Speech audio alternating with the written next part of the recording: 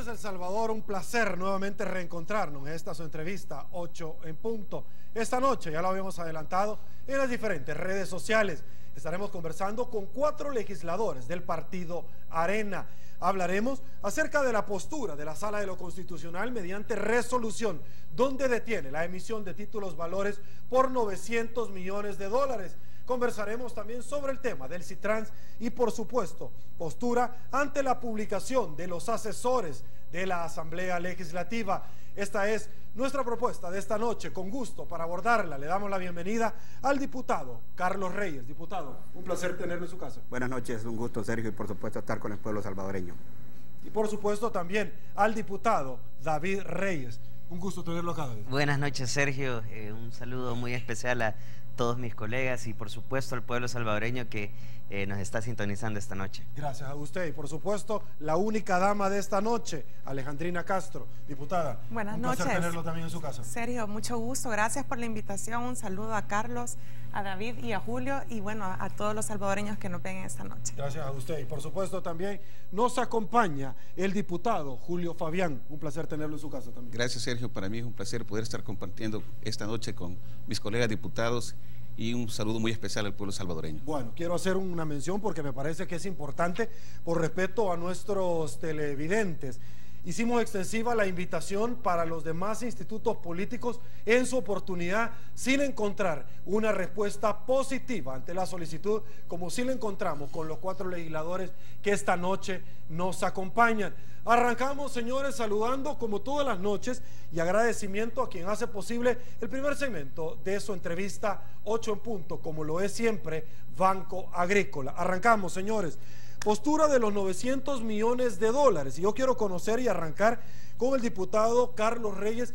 ¿Cuál es su apreciación? Esta semana la Sala de lo Constitucional de la Corte Suprema de Justicia, como medida cautelar, manda no solamente al presidente del Banco Central de Reserva, sino que al titular de la Hacienda Pública a que se detengan la emisión de títulos valores.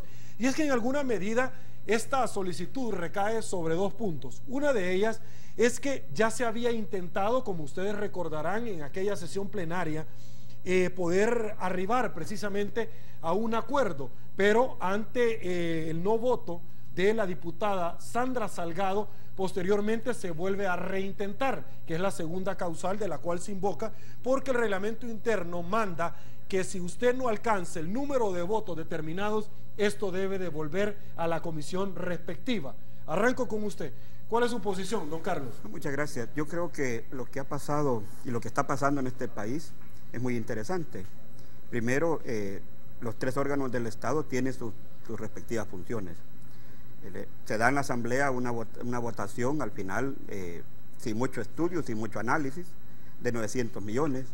Había una parte de ese dinero que iba justamente para seguridad, otra para educación, pero había también una buena parte que no tenía ningún destino. Por lo tanto, ese dinero el gobierno iba a poder hacer lo que se le antojara o lo que le diera la santa gana. Al final se dio una situación como la que usted mencionaba en la plenaria.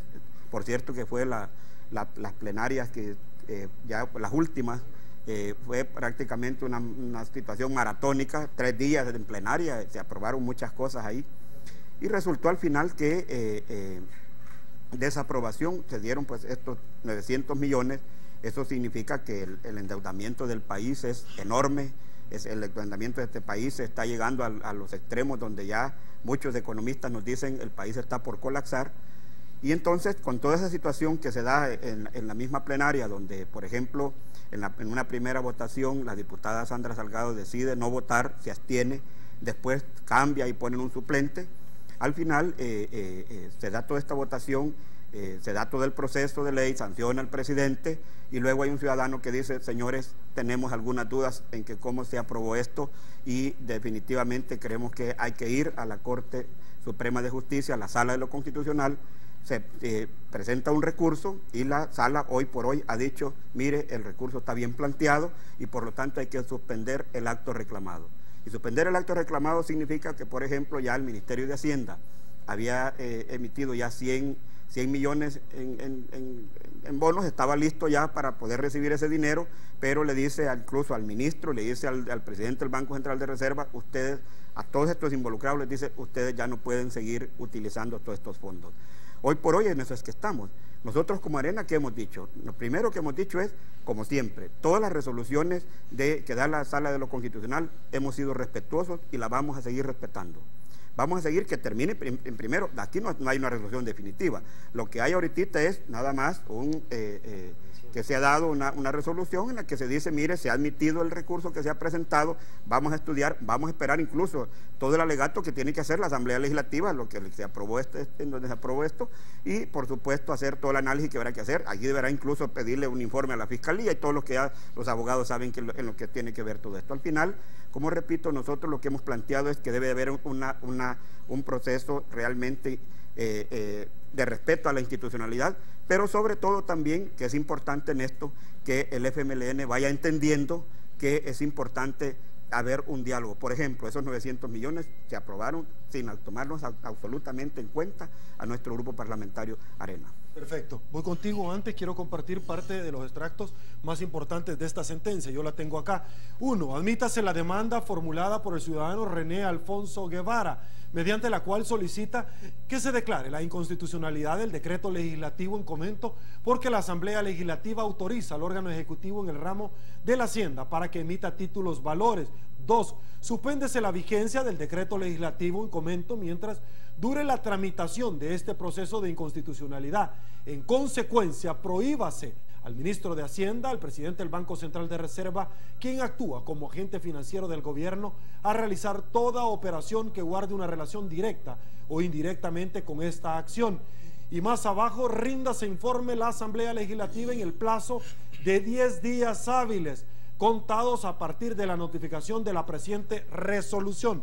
David, ¿qué opinión le merece? Sí, bueno, quizás lo primero decir de que todas las resoluciones, sentencias de la Sala de lo Constitucional son de estricto cumplimiento. Pero además de ello, decirte que en los últimos 6 años nos hemos endeudado, se ha incrementado la deuda en alrededor de 5.540 millones de dólares. Eso significa que cada salvadoreño al nacer debe $2.500 y una familia, siendo someros en el núcleo familiar, debe aproximadamente $10.000. Esta es una situación sumamente preocupante. No obstante, reconocemos que las finanzas del Estado están en una situación muy compleja, muy complicada. De hecho, pues lo estamos viendo a la hora de retrasarle el pago a muchos proveedores, de no incluso tener medicinas en los hospitales y otras cosas más. Es una situación bien complicada. Por eso yo quisiera decirte que cuando se da esa votación de los 900 millones de dólares, nosotros no acompañamos esa votación, porque a la hora de revisar el dictamen que se quería aprobar, no decía cuál iba a ser el destino a donde se iban a dirigir esos fondos. Entonces no lo acompañamos. Pero esta es una oportunidad también para decirte que como Arena no queremos bloquear el trabajo del Ejecutivo, porque al final de cuentas El Salvador es de todos y queremos apoyarles. Sin embargo, esta es una buena oportunidad y hago un llamado al diálogo. Y uno de los puntos de partida que nosotros consideramos importantes, obviamente, es que hay una ley de responsabilidad fiscal. Pero además de eso, necesitamos fortalecer la ley de acceso a la información. Y yo sé que ya vamos a platicar de transparencia, pero esta ley necesita tener más dientes. Además de eso, tenemos que aprobar pronto una ley que beneficie a los veteranos de guerra. Y te voy a decir 2 puntos más. Un tercer punto, tenemos que eliminar ese presidencialismo de la Corte de Cuentas. No se puede hacer uso político de la Corte de Cuentas. Y un punto más que como Arena nos estamos planteando es que debemos de asegurarnos de incrementar el presupuesto que se invierte en la educación paulatinamente hasta llegar al menos al 4%. Este es un punto de partida con el cual nosotros decimos, ok, platiquemos, dialoguemos, concertemos. Es una buena oportunidad para tomarle la palabra al presidente cuando él mencionó que buscaba diálogo. Presidente, estamos abiertos al diálogo. Perfecto. Licenciada Alejandrina Castro, voy con usted. ¿Qué opinión le merece? Bueno, yo sí deseo ser muy contundente en esto. Alianza Republicana Nacionalista es muy respetuosa del Estado de Derecho. Creo que a través del respeto a la independencia de poderes es como se fortalece la democracia. Hemos visto ataques de parte de otros grupos parlamentarios, de otros partidos políticos. Sin embargo, la Constitución es clara y eso es a lo que debemos de caminar y es lo que ellos deben de entender. La Constitución es clara en cuanto que la Corte Suprema de Justicia, a través de la Sala de lo Constitucional, es el único tribunal que puede hacer el examen de constitucionalidad sobre alguna norma, en forma o en contenido. Entonces, partiendo de ahí, no somos nosotros, ni los diputados, ni el presidente, ni nadie más a quien le corresponde decir si una norma es constitucional o no. Actualmente, con la admisión de la demanda de inconstitucionalidad, se han emitido algunas disposiciones que sí suspenden el acto. Sin embargo, estas son medidas preventivas, digamos, de alguna manera no son permanentes, pero tenemos que acatar lo que esta sentencia, lo que esa resolución nos está diciendo. Debemos de saber también de que si no se respeta o si se invoca una normativa que esté dentro del reglamento interior, no están a la misma altura que las disposiciones constitucionales. Se ha invocado, ayer yo escuché muchos discursos diciendo que el reglamento interior de la Asamblea realmente permitía que una ley se propusiera dentro de un momento sin archivar cuando ya tuvieran los votos para volverla a proponer. Sin embargo, la Constitución también es clara en ese sentido y nos dice que tendrá que esperar 6 meses para poder volver a ser propuesta. Además de esto, hay un mensaje bien claro para nosotros y no es que nos haya dado la Sala de lo Constitucional, sino que es un mensaje que nos ha dado toda la población y es que ninguno de los partidos políticos tiene la mayoría absoluta. Yo escuchaba ayer un discurso en la plenaria tristemente de que no necesitaban arena, que no iban a dialogar con nosotros por nada en el mundo y creo que eso no es lo que la gente espera. La gente lo que espera es que pasemos estos problemas, de que nos acerquemos y que entre todos busquemos las soluciones concretas para los problemas que viven todos los salvadoreños. Perfecto. Diputado Fabián, voy con usted, pero también me gustaría compartir rápidamente unos Twitter que yo tengo acá en alguna medida que se vierten precisamente luego de conocer esta resolución. Arranco con la presidenta de la Asamblea Legislativa, doña Lorena Peña. Si nos prohíben emitir bonos, cobrar los que fingen pérdidas y publicar a los evasores, ¿a dónde quiere ir la Sala de lo Constitucional? ¿Qué es lo que va a pasar con el gobierno? El diputado Guillermo Mata también opina: Arena, único partido político en gozo por resolución de los 4 de la Sala de frenar emisión de bonos y afectar el funcionamiento del gobierno. Más abajo, la decisión de los 4 de la Sala llega como una música a los oídos de la delincuencia y crimen organizado. Y por supuesto, aquí está opinando Roberto Lorenzana. ¿Cuál es su opinión, por favor? Gracias. Mire, la verdad que es lamentable poder escuchar ese tipo de declaraciones, sobre todo sin un fundamento jurídico legal, basado en que la Sala lo que está diciendo en este momento admite el recurso respectivo y nos pide el informe para que nos notifique y nosotros informemos en el término de 10 días la forma como se realizó en ese día de la plenaria la aprobación de dichos créditos. ¿Qué es lo que sucede? Al hablar de que se le está dando oportunidad al crimen organizado, a la delincuencia, eso creo yo de que viene a ser unas declaraciones meramente irresponsables. Porque ¿qué es lo que sucede? La ley mandata que para que se dé este tipo de aprobación de créditos tiene que haber una discusión previa, que todos los partidos políticos conozcamos. La Constitución te dice para qué tienen que ser utilizados estos fondos. Bien lo mencionaba el diputado Reyes, Carlos Reyes, de que ellos plantearon una cosa, pero al final habían una gran cantidad de millones que nosotros no sabíamos hacia dónde es el destino. Por lo tanto, a raíz de todas esas inconsistencias jurídicas que al momento de poder hacer la parte propiamente el proceso de formación de ley en el decreto respectivo, es que la Sala se pronuncia. Y si, como bien se plantea, la Constitución te dice en su artículo 143, 148, la forma como se va a plantear. No obstante, el reglamento interior, que es una ley secundaria, te lo está definiendo de otra forma, pero en este momento la sala ha admitido el recurso, únicamente le ha dado la admisión respectiva, y con el informe que nosotros le enviamos el día de mañana, a partir del día de ayer, creería que va a tener ambos, tanto la parte de la defensa como la parte acusatoria, para poder definir la sala en qué va a basar su sentencia. Pero el venir a decir en este momento de que se le está dando alas al crimen organizado son declaraciones netamente irresponsables, porque jamás ellos han detallado completamente en qué se iban a invertir los 900 millones. Y el procedimiento de formación de ley es lo que le está diciendo la sala. Señores, dejen de hacer ya este tipo de situaciones, hagan lo que la ley, lo que la Constitución le mandata. Ese es el problema que nosotros tenemos, y creeríamos que en este momento la sala ya le está advirtiendo y le está diciendo: mire, si tradicionalmente usted ha venido realizando estas cosas, no significa que usted las ha venido haciendo correctamente. Por favor, la sala lo que le está haciendo es, en este momento, al FMLN y a los aliados, corrigiéndole la plana.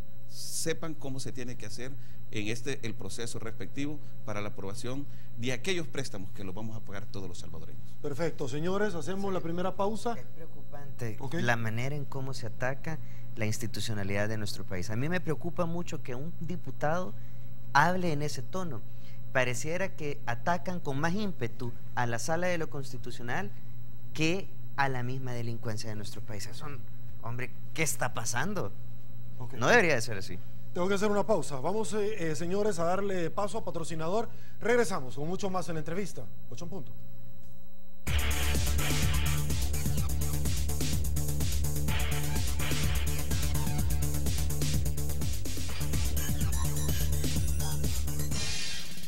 Estamos de regreso. Mil gracias, El Salvador, por su preferencia. Seguimos conversando con 4 diputados, 4 legisladores del partido Arena.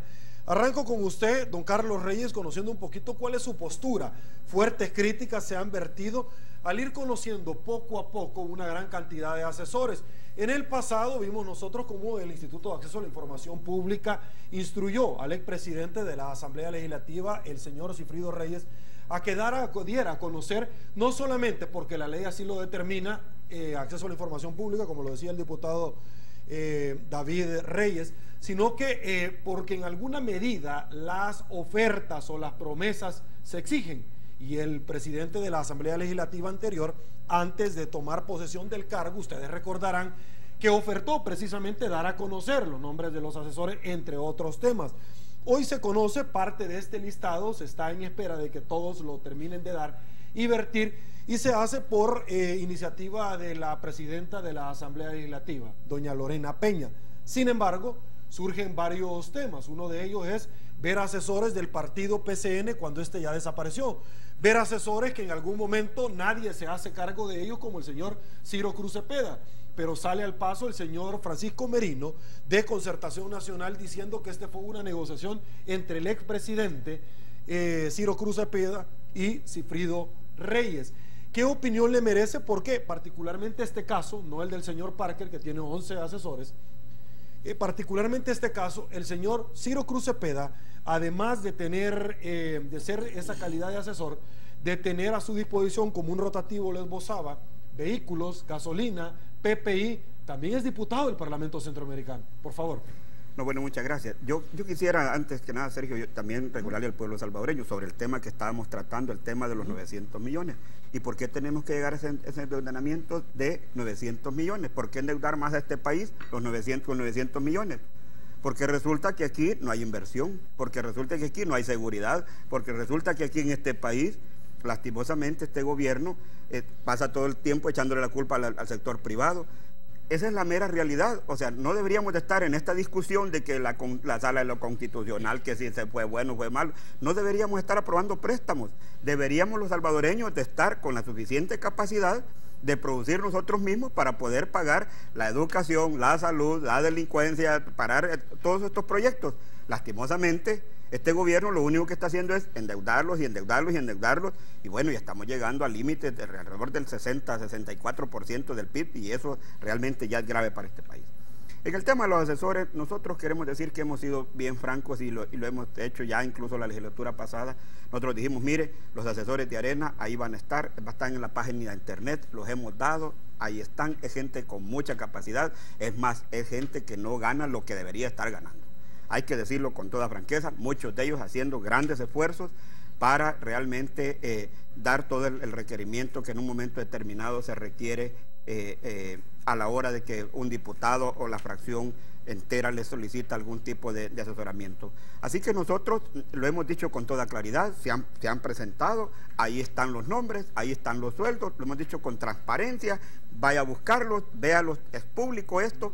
Y con el tema que usted me mencionaba, el tema del expresidente de la Asamblea Legislativa, yo quisiera que esto, lastimosamente, usted ya lo decía a un inicio, no han querido los partidos estar aquí para decirle al pueblo salvadoreño y decirle, mire, nosotros, si es cierto que, por ejemplo, el expresidente lo contrató, es un poco raro que el presidente del FMLN contrata al expresidente del PCN, pero bueno, eso es lo que salen diciendo, lo que uno escucha justamente en los medios de comunicación. Así que, lastimosamente, ahí no podemos dar una mayor opinión porque no conocemos en el fondo. Recordemos que la Junta Directiva pasada le dio toda la autorización al presidente de la Asamblea, al expresidente Sigfrido Reyes. Hoy también esta nueva Junta Directiva, sin los votos de Arena, por supuesto, le ha dado toda la autorización para que maneje todo el tema justamente de los recursos humanos, la presidenta, y entonces él a lo mejor hizo esa contratación como la que usted me estaba mencionando del expresidente Ciro Cruz Cepeda. Perfecto, David, por favor. Mira, en este mes precisamente comenzaremos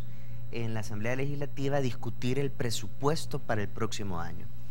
El presupuesto de la Asamblea para este año, el 2015, ronda casi los 58 millones de dólares. En su debido momento nosotros manifestamos que es un presupuesto altísimo, oneroso. El compromiso que tenemos los 4 diputados que estamos en la Junta Directiva representando a Arena es de revisar ese presupuesto para el próximo año y disminuirlo. ¿Por qué no decirlo? Con esa totalidad, con esa franqueza de disminuir ese presupuesto porque consideramos que es altísimo, es ostentoso. Nosotros definitivamente ese es nuestro compromiso y lo vamos a hacer, lo vamos a proponer, a pesar de que en la Junta Directiva, pues igual que en el Pleno, nos aplican la aritmética legislativa. Pero yo quisiera hablar un poquito más de esto. A mí me encanta el hecho de que la transparencia está siendo un tema cada vez de más importancia. La Asamblea Legislativa, por su naturaleza, es el órgano del Estado más fiscalizado, pero también debe de ser el órgano ejecutivo, la Corte Suprema de Justicia, por supuesto. Pero hablemos de transparencia. Fíjate, resulta que a estas alturas el dinero que el gobierno gastó para contratar aquella famosa empresa que se llamaba Polistepeque sigue siendo un dato reservado. Imagínate tú, hoy este día me he enterado en las noticias que al dueño de esa empresa, un brasileño, en su país natal lo están investigando por lavado de dinero. Señores, fondos públicos de El Salvador pagando millonadas a esta empresa llamada Polistepeque y no sabemos cuánto es a estas alturas, a pesar de que fue el anterior presidente del FMLN el que los contrató. No sabemos cuánto se pagó y ahora a este señor lo investigan por lavado de dinero. Pero aquí se ha reservado esa información. Hay que ser transparente y aquí se ha reservado esa información. Esta semana un periódico solicitó esa información y le dijeron esa información es reservada. Los viajes del expresidente, ya ni es presidente, los viajes del actual, ¿por qué tienen que ser reservados? Ese tipo de información, si hablemos de transparencia, eso es importante decirlo, la transparencia es pareja, porque no se puede ser transparente a tintas medias, Sergio, o se es transparente o no se es transparente. Perfecto, licenciada Castro, voy con usted sí. sobre estos puntos. Bueno, el tema de la contratación de asesores es un tema que la opinión ciudadana ha tenido presente y que de verdad ha ejercido presión, que nos ha obligado a los partidos políticos y a los funcionarios públicos a dar mayor información. Yo creo que eso es muy importante, Sergio. También, para decir lo que está diciendo David, es necesario que ejerzamos esa presión y que exijamos a todos los órganos del Estado también que transparenten sus contrataciones. El tema de los viajes no los conocemos. Yo creo que vamos a ir avanzando en cuanto vayamos cada uno de nosotros dentro de nuestras facultades, ir dando a conocer cuáles son los gastos, qué contrataciones son las que hacemos. En el tema específico de los asesores, yo creo que lo que debemos también, además del costo de las contrataciones, también debemos de hacer un examen de idoneidad.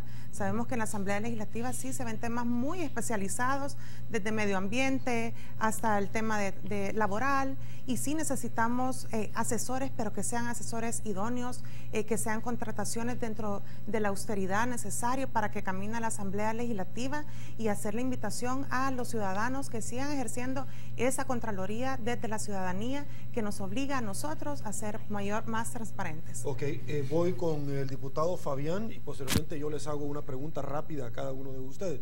¿Cuál es su opinión con relación al tema de dar a conocer amplia y suficientemente la información de los asesores?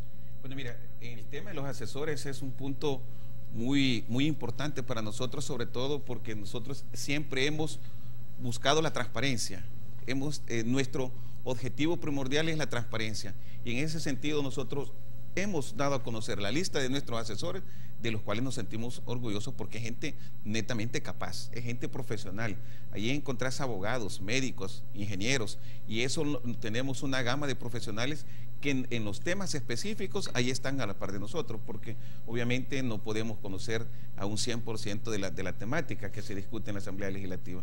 Nosotros estamos muy conscientes, pero ¿qué es lo que ha hecho la presidenta de la Asamblea Legislativa? ¿Por qué no dice cuántas personas que fueron funcionarios, que fueron diputados y que hoy están contratados en la Asamblea Legislativa no como asesores, sino que en plazas administrativas?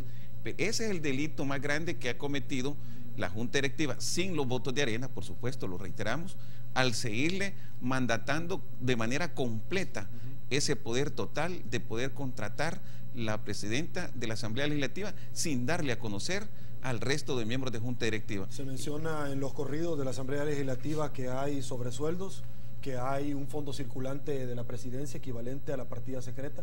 ¿Es tan cierto eso?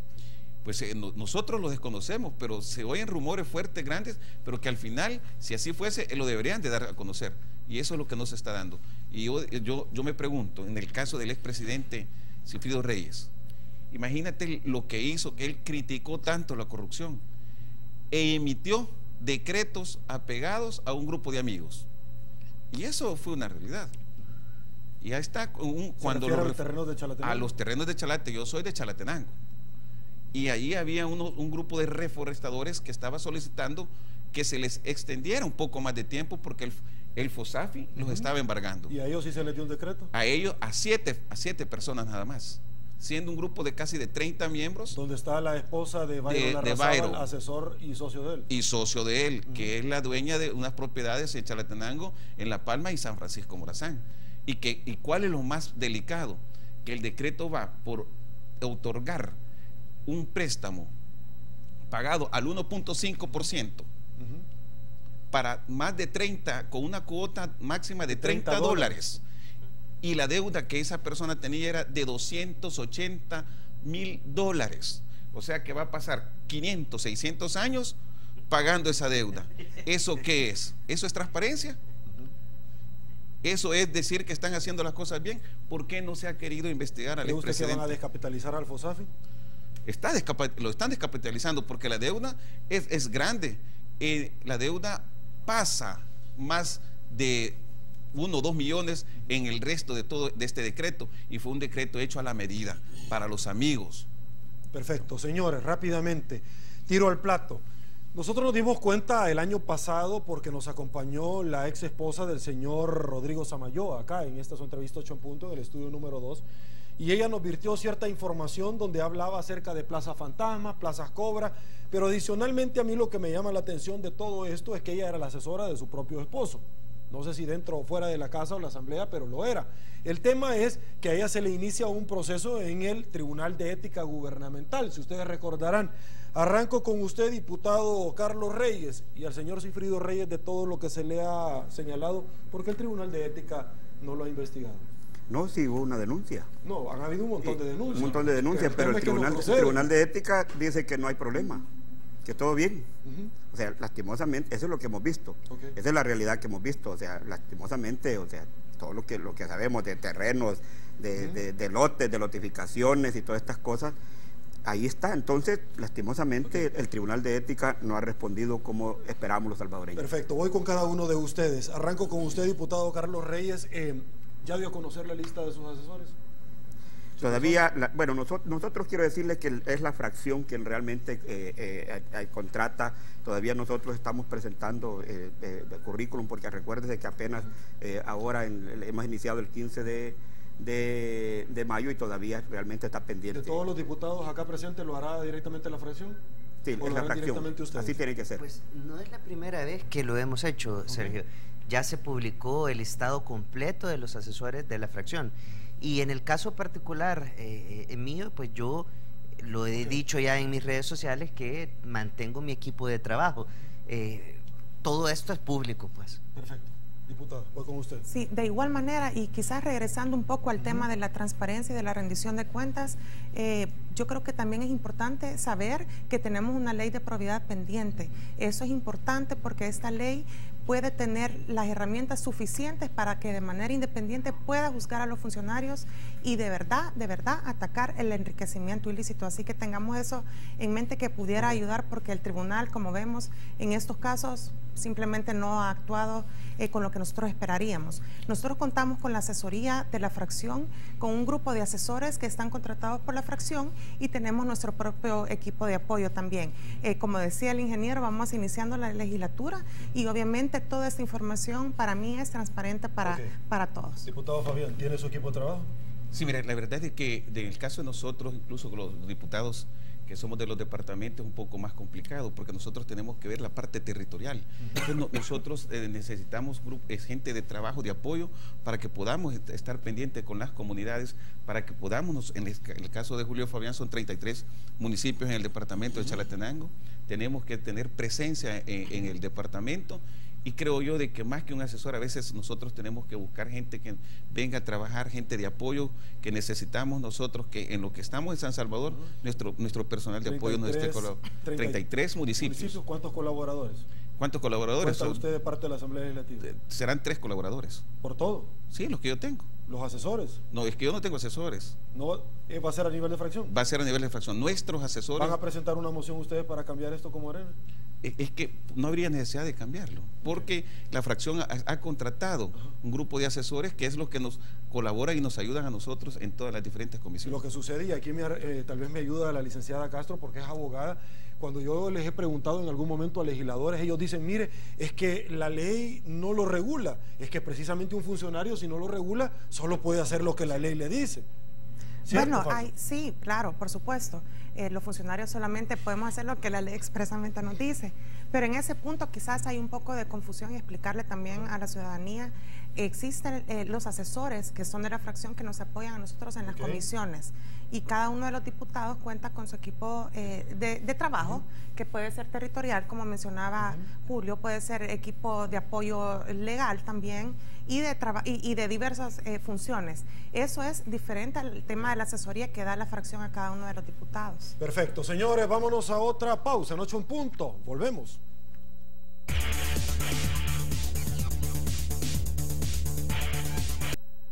Perfecto, señores, arrancamos. En este segmento vamos a hablar acerca del Citrans, que ha movilizado 1.272.946 pasajeros desde el 1 de enero hasta la fecha. Carlos Reyes, una persona que por supuesto usted ya nos ha acompañado y que vamos a tratar que con sus compañeros también de pronto trasladar ciertas valoraciones que usted pueden hacer desde el interior de la Asamblea Legislativa. ¿Qué opinión le merece ante la entrada ya en funcionamiento del Citrans? Bueno, realmente este proyecto al final el gobierno, los señores de Obras Públicas han hecho todo un esfuerzo para entregárselo a particulares sin ley de concesión, que también es otro tema que está pendiente, por supuesto. Debería haber habido una concesión. Se gastaron 45 millones que aprobamos en la Asamblea Legislativa. Es más, nosotros dimos nuestros votos porque creímos inicialmente en ese proyecto y lastimosamente al final lo que se ha planteado ahora que ya está en funcionamiento es, en primer lugar, sacaron a todas las rutas que venían por donde pasa el Citrán.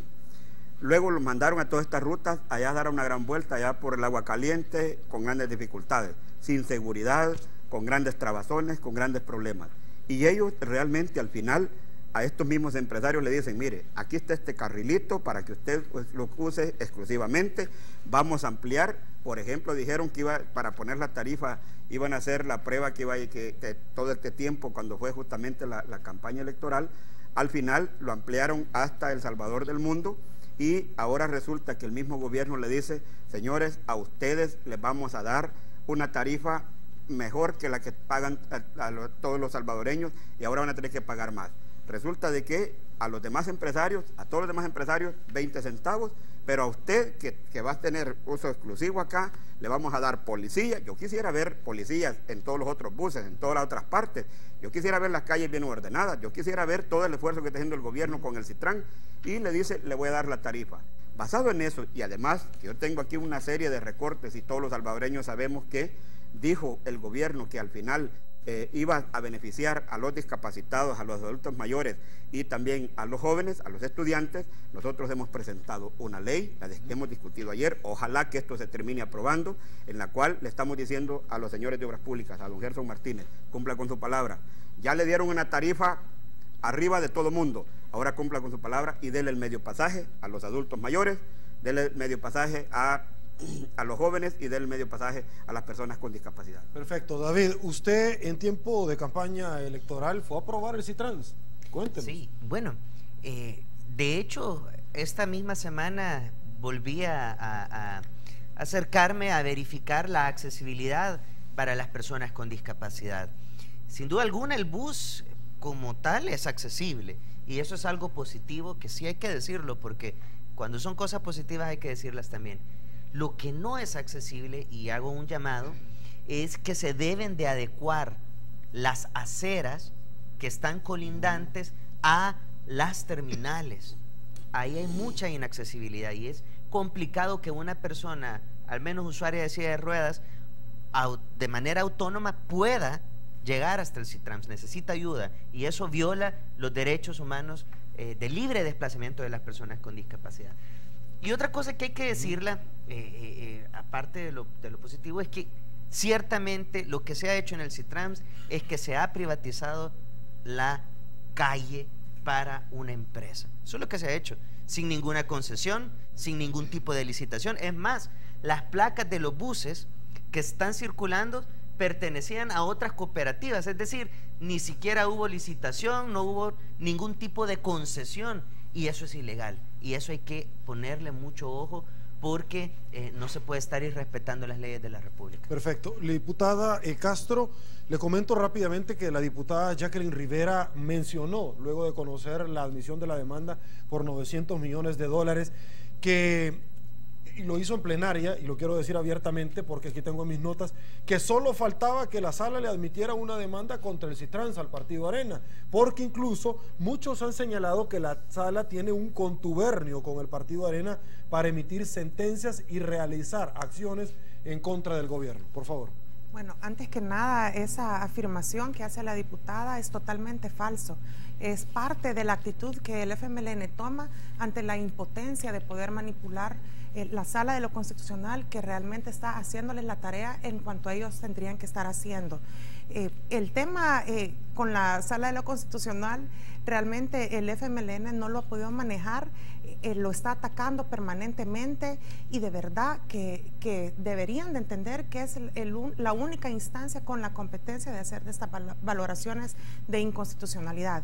Con el tema del CITRAM sí es un proyecto, fue una batallita de campaña para el FMLN, pero que definitivamente le salió mal.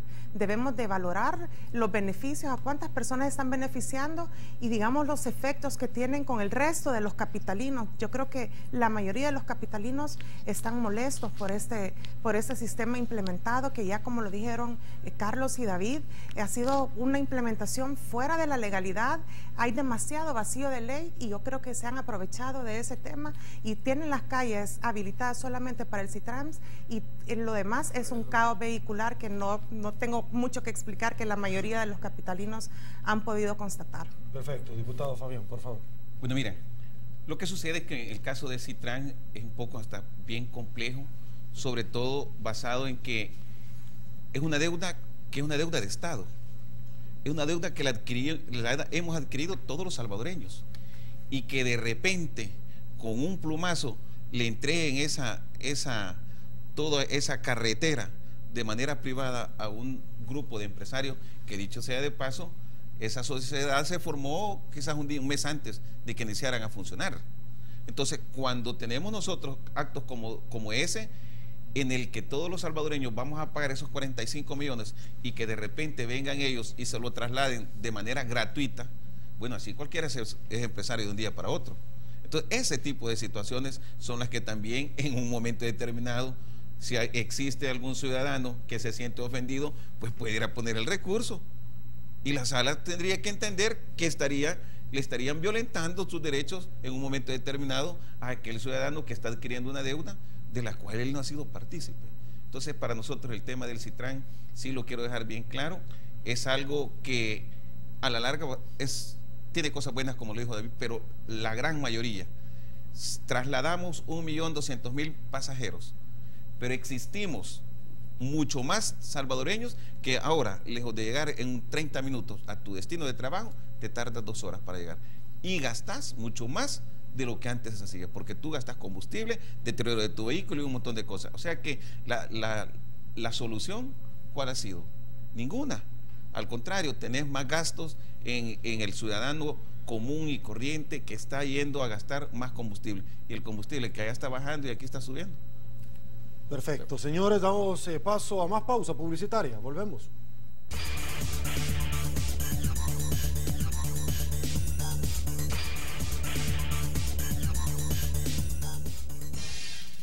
Estamos de regreso, ya no tenemos tiempo para más, señores. Muchísimas gracias por su preferencia de principio a fin durante toda la semana a su entrevista, 8 en punto. Diputado Carlos Reyes, un gusto haberlo tenido en su casa. Igualmente es un gusto y por supuesto un saludo al pueblo salvadoreño nuevamente. Diputado David Reyes. Muchas gracias, Sergio. Bendiciones a cada uno de ustedes que están en sus hogares. Diputada Alejandrina Castro, un placer también haberla tenido en su casa. Muchas gracias, Sergio. Un saludo a todos los salvadoreños que disfrutan de su fin de semana con sus familias. Gracias. Diputado Fabián, muchísimas gracias también. No, gracias a ti, Sergio, por la oportunidad que nos das de podernos dirigir al pueblo salvadoreño.